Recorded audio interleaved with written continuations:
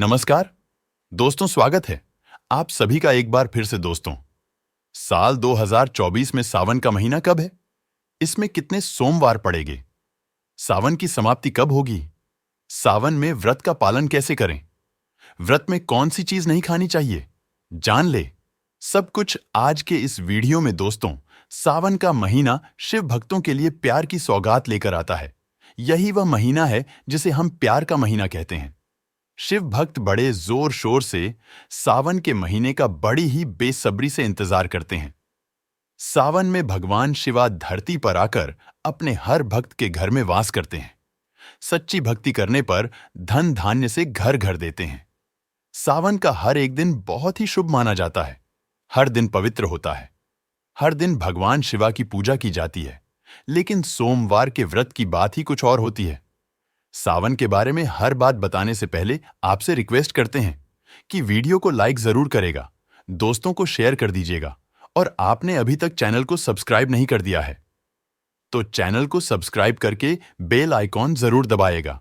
चलिए पहले जानते हैं सावन के इस पवित्र महीने में कितने सोमवार पड़ेंगे और आपको कितने व्रत रखने हैं। दोस्तों, इस साल सावन का महीना 22 जुलाई 2024 सोमवार से शुरू हो रहा है। इसका समापन 19 अगस्त 2024 सोमवार को होगा।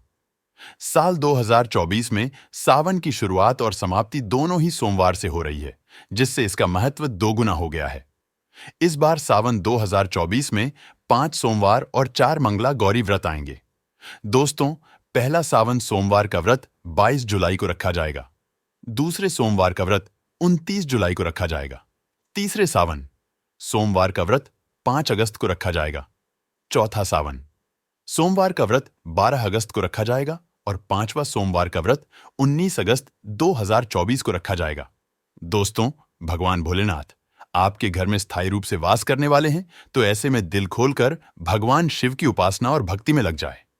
दोस्तों, यह शुभ संयोग 19 सालों के बाद बना है। सावन का पहला सोमवार 22 जुलाई को पड़ेगा। इस दिन आप व्रत अवश्य रखें। भगवान भोलेनाथ आपकी सभी मनोकामनाएं अवश्य पूर्ण करेंगे। सावन की समाप्ति होगी 19 अगस्त को होगी। ऐसे में अब जान लेते हैं सावन के इस पवित्र महीने में कौन सी गलती नहीं करनी चाहिए जिससे कि शिवाजी नाराज ना हो। और सावन व्रत में यह फालतू कभी मत खाना, नहीं तो भगवान भोलेनाथ आपसे क्रोधित हो सकते हैं। आपका व्रत टूट सकता है। आइए जानते हैं कुछ ऐसे सावधानियां जिन्हें भूलकर भी नहीं करनी चाहिए।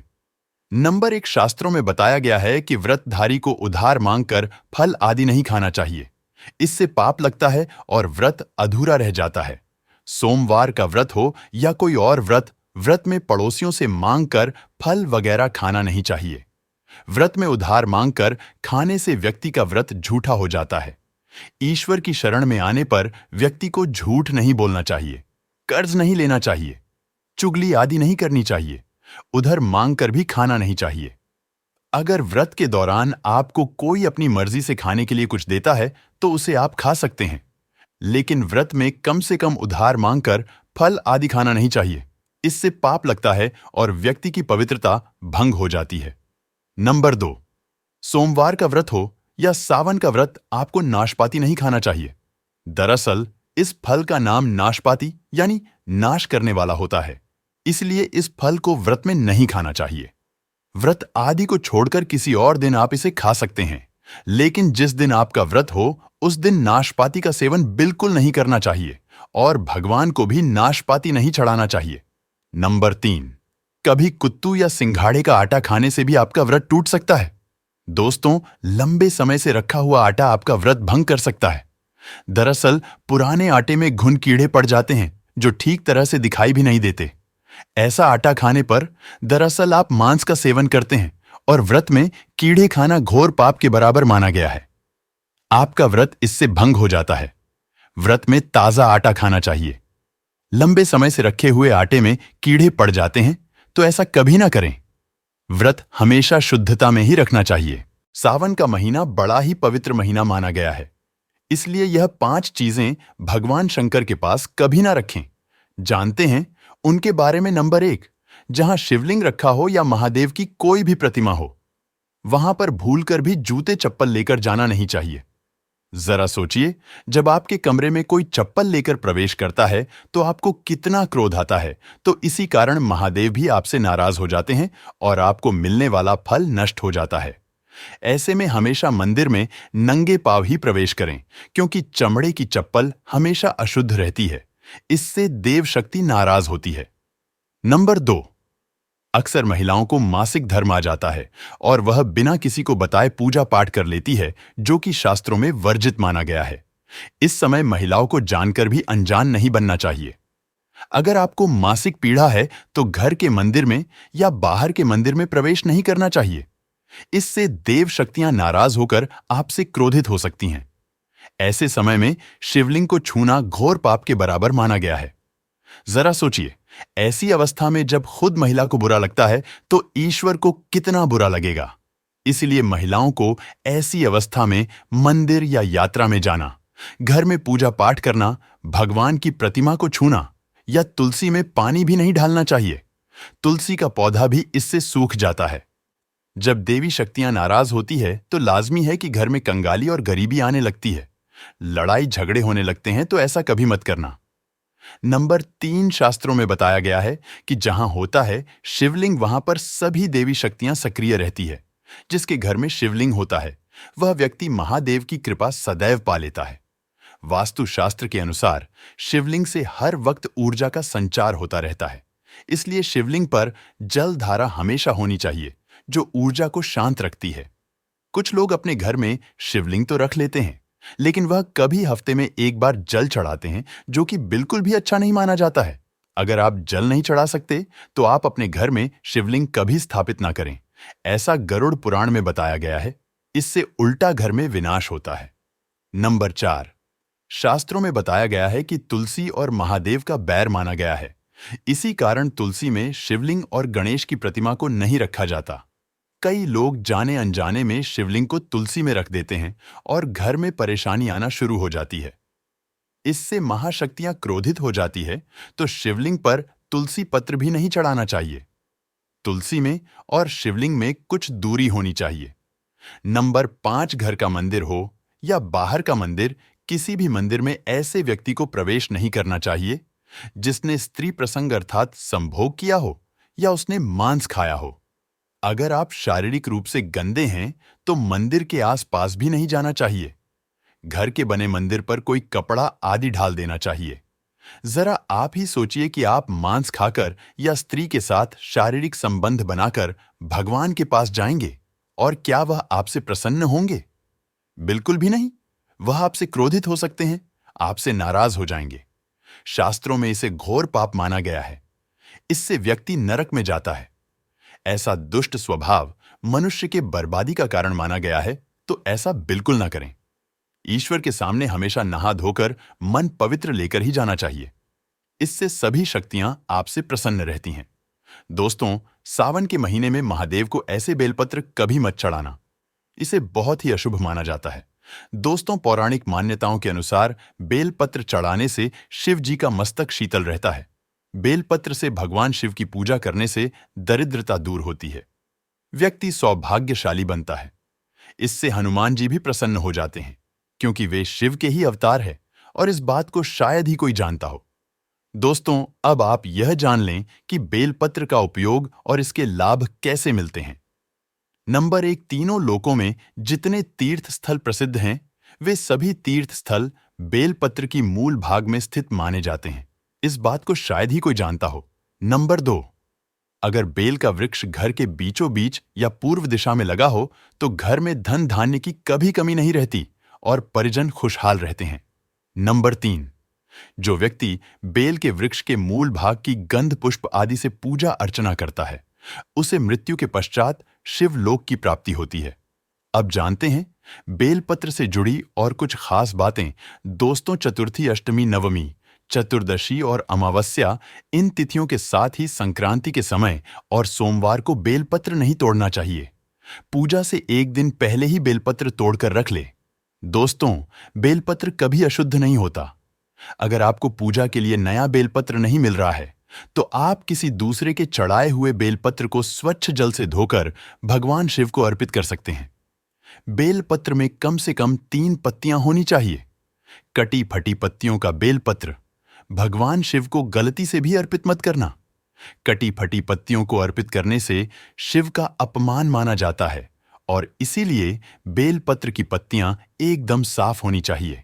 दोस्तों, सावन के इस पवित्र महीने में जिस व्यक्ति को 5 संकेत मिल जाए तो इससे यह पता चलता है कि महादेव आपकी भक्ति से बहुत प्रसन्न है और आपको धनी होने से कोई भी नहीं रोक सकता। चलिए जानते हैं। नंबर 1, बैल का दरवाजे पर आना। दोस्तों, नंदी भगवान भोलेनाथ के वाहन हैं। नंदी को भगवान शिव का द्वारपाल भी कहा गया है। नंदी महाराज को बुद्धि और ज्ञान का प्रतीक माना गया है। शिव के मंदिर के बाहर हमेशा नंदी महाराज विराजित रहते हैं। लेकिन अगर सावन के इस पवित्र महीने में अचानक से नंदी महाराज आपके दरवाजे पर आ जाएं और घर की चौखट को सिंह मारने लगे, तब आपको समझ लेना चाहिए कि भगवान शिव आपके घर में आने वाले हैं। ये उनके आने का एक संकेत है। भगवान शिव आपकी भक्ति से बहुत प्रसन्न है और आपके घर में खुशियां आने वाली है। आपको धनी होने से कोई नहीं रोक सकता। लेकिन याद रहे, नंदी महाराज को तिलक लगाकर मीठा भोग जरूर खिलाएंगे। नंबर 2, सावन के पवित्र महीने में अचानक से आपके सपनों में अगर शिवलिंग दिखाई दे जाए, अर्थात भगवान शिव दिखाई दे, तो इससे आपको समझना चाहिए कि अब आपके जीवन से परेशानियों का अंत जल्दी हो जाएगा। भगवान शिव आपकी सच्ची आराधना भक्ति से बहुत खुश हैं और वह आपके घर में आने वाले हैं। ऐसे में याद रहे, शिव की भक्ति में कोई भी कमी ना आने दे। घर को गंदा ना रखें, क्योंकि आपके घर में भगवान शिव पधारने वाले हैं। नंबर 3, शास्त्रों के अनुसार माना गया है कि नीलकंठ पक्षी भगवान शिव का प्रतीक है। अगर आपके घर में सावन के महीने में नीलकंठ छत पर आकर बैठ जाए तो उसे भूल कर भी मत भगाना, क्योंकि यह भगवान शिव का प्रतीक माना गया है। ऐसे में आपको खुश हो जाना चाहिए, क्योंकि भगवान शिव आपकी भक्ति से बहुत खुश हैं। शास्त्रों में बताया गया है कि नीलकंठ अगर मनुष्य के घर पर आकर बैठ जाए तो यह घर में साक्षात महादेव शिव के आने का संकेत है। अब आपके बुरे दिन जाने वाले हैं। कहते हैं, भगवान श्री राम ने इस पक्षी के दर्शन करने के बाद ही रावण पर विजय प्राप्त की थी। नंबर 4, सावन के पवित्र महीने में घर में काला सांप निकल आए तो इसे बहुत ही शुभ कारक माना गया है। इसे बिल्कुल भी न मारे। यह भगवान शिव के आने का संकेत है। जिनकी भक्ति से महादेव प्रसन्न होते हैं, उन्हें महादेव किसी खास अवसर पर अपने दर्शन देते हैं। सावन का महीना बहुत ही पवित्र महीना माना गया है। यही वह महीना है जिसमें भगवान शिव धरती पर आते हैं और उसी घर में अपना वास बना लेते हैं जो सच्चा भक्त होता है। सपनों में किसी मंदिर में नाग नागिन का जोड़ा दिखना बहुत ही शुभ कारक माना गया है। ये घर में शिव के आने का संकेत है। अब आपके खुश होने का समय आया है। नंबर 5, सावन के शुभ अवसर पर सोमवार के दिन डमरू की आवाज या घंटियों की आवाज सुनाई दे तो यह अत्यंत शुभकारी माना गया है। इसका अर्थ यह है कि भगवान भोलेनाथ आपसे प्रसन्न है और जल्दी आपके घर और जीवन में प्रवेश करने वाले हैं, जिससे आपका आर्थिक संकट दूर होकर जीवन में सुख समृद्धि आने वाली है। दोस्तों, वही सावन के महीने में यह 5 राशियां होने जा रही है। मालामाल आखिर कौन सी है वह 5 राशियां जिन पर पड़े ढेगी भगवान शिव की कृपा? तो आइए जान लेते हैं विस्तार से। सबसे पहली राशि है मिथुन राशि। दोस्तों, सावन मास मिथुन राशि वालों के लिए बेहद शुभ फलदायी रहने वाला है। इस दौरान भगवान शिव की कृपा की वजह से अटके हुए कार्य जल्द पूरे होंगे और जीवन में सकारात्मक ऊर्जा का संचार बना रहेगा। इस अवधि में विदेश जाने का मौका मिल सकता है और कार्यस्थल पर सहकर्मियों का सहयोग प्राप्त होगा, जिससे अपने प्रोजेक्ट को समय पर पूरा कर सकेंगे। नौकरी पेशा जातक अगर रोजगार में बदलाव की योजना बना रहे हैं तो यह अवधि आपके लिए अनुकूल है। भगवान शिव के आशीर्वाद से तरक्की में आ रही सभी रुकावट दूर होंगी और नया मुकाम प्राप्त करेंगे। मिथुन राशि वाले परिजनों के साथ अच्छा समय व्यतीत करेंगे और उनकी जरूरतों का पूरा ध्यान रखेंगे। इस दौरान धन प्राप्ति के योग भी बन रहे हैं और धन बचत करने में भी सक्षम होंगे। दोस्तों, अगली जो दूसरी राशि है वह है सिंह राशि। दोस्तों, सावन मास सिंह राशि वालों के लिए काफी लाभदायक रहेगा। इस दौरान शिव कृपा से सभी कार्यों को समय रहते पूर्ण करेंगे और बच्चों की उन्नति के लिए अच्छे फैसला लेने में सक्षम होंगे। छात्रों को पढ़ाई लिखाई में अच्छे अवसर प्राप्त होंगे और अगर किसी सरकारी प्रतियोगी परीक्षा की तैयारी कर रहे हैं तो शुभ परिणाम की प्राप्ति हो सकती है।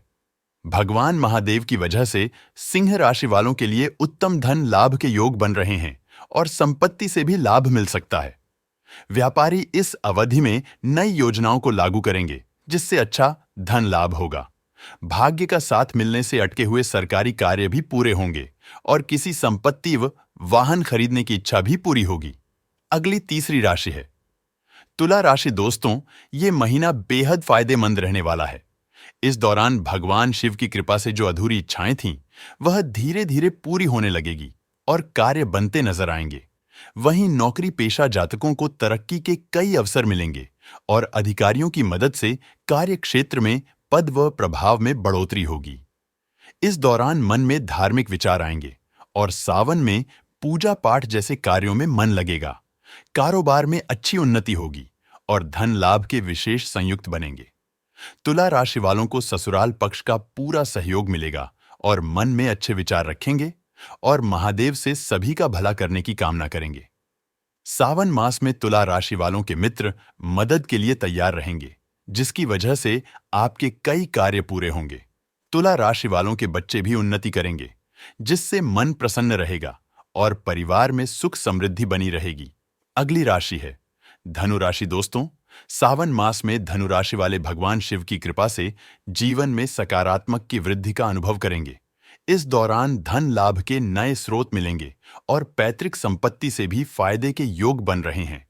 महादेव के आशीर्वाद से परिवार में सुख शांति का माहौल रहेगा और पारिवारिक सदस्यों में आपसी प्रेम बना रहेगा। सावन मास में भगवान शिव और माता पार्वती की पूजा करने से वैवाहिक जीवन में जो परेशानियां चल रही थीं, वह दूर हो जाएगी और रिश्ता मजबूत होगा। इस राशि के नौकरी पेशा जातकों को अधिकारियों का सहयोग मिलेगा, जिससे वेतन वृद्धि के लिए किया जा रहे प्रयास सफल होंगे। सरकारी नौकरी की तैयारी कर रहे जातकों को अच्छे परिणाम मिलेंगे और मेहनत का अच्छा फल मिलेगा। इस अवधि में कुछ नए लोगों से मुलाकात हो सकती है, जिनकी मदद से कारोबार को आगे बढ़ाने में सफल रहेंगे और जीवन में नए उद्देश्यों की तरफ जाएंगे। दोस्तों, आखिरी राशि है मीन राशि। दोस्तों, सावन मास मीन राशि वालों के लिए महादेव की कृपा से अनुकूल साबित होगा। भगवान शिव के आशीर्वाद से विदेश यात्रा पर जाने का मौका मिलेगा और आपकी आकांक्षाएं भी पूरी होगी। इस दौरान करियर में तरक्की के अच्छे अवसर मिलेंगे और समग्र सफलता और समृद्धि का अनुभव होगा। सावन मास में मीन राशि वाले अपने सभी लक्ष्यों को प्राप्त करने में सफल होंगे और मेहनत का पूरा फल भी मिलेगा। इस दौरान भाग्य का सहयोग मिलने, कम समय में धन लाभ अर्जित करने में सक्षम होंगे और व्यापार में प्रतिद्वंदियों को अच्छी टक्कर देंगे। वैवाहिक जीवन में अच्छा तालमेल रहेगा और परिवार की जरूरतों को पूरा करने के लिए हमेशा आगे रहेंगे। भगवान शिव की कृपा से आपके सपने सच हो सकते हैं और वाहन या जमीन खरीदने का विचार कर रहे थे तो वह भी पूरा हो जाएगा। दोस्तों, महादेव की कृपा पाने के लिए एक बार भगवान शिव का जयकारा जरूर लगाएं। हर हर महादेव, ओम नमः शिवाय। भगवान शिव के लिए एक लाइक तो बनता है। उम्मीद करते हैं आपको जानकारी पसंद आई होगी। ऐसे ही धार्मिक जानकारी दिलाने वाले वीडियो देखने के लिए चैनल को सब्सक्राइब करें, बेल आइकॉन को प्रेस करें। धन्यवाद।